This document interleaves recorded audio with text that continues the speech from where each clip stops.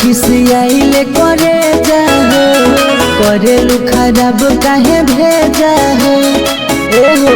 काहे सुनो हटी अरे बड़ू खिसियाइले करे जाहो करेलू खराब काहे भेजा हो कह सोनावा के झूलनी हम दीही गढ़वाई झुमका नथिया न लाई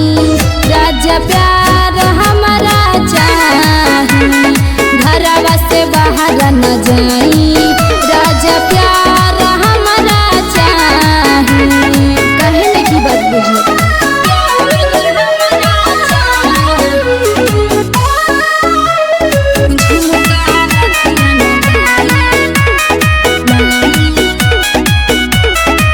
तहर कहवन हवे राशि करेलू बादामासी तुम पुरावा में फांसी रहल जाता ना उपासी तहर कहवन हवे राशि करेलू बादामासी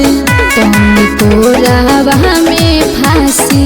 रहल जाता ना उपासी सबर करो तोनी कर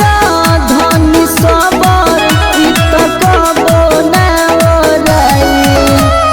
झुमका नथिया न लाई राजा प्यार हमारा चाही घरवा से बाहर न जाई राजा प्यार हमारा चाही कहने की बात बुझो सब बुझता है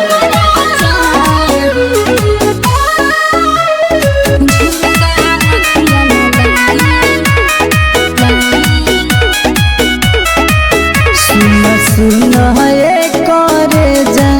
तुम मन के मनाव मिस्टर महेश जानी देहिया में आगे धाना कहव मांझो कहे रे सुन ये करे जा तुम मन के मनाव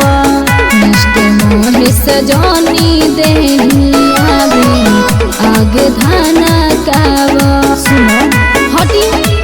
कोहरा केस रोहित मोहित के पहाड़ा पर लगाई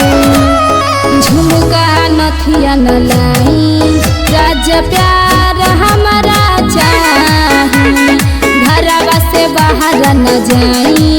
राजा प्यार हमारा चाही कहने की बात बुझो तो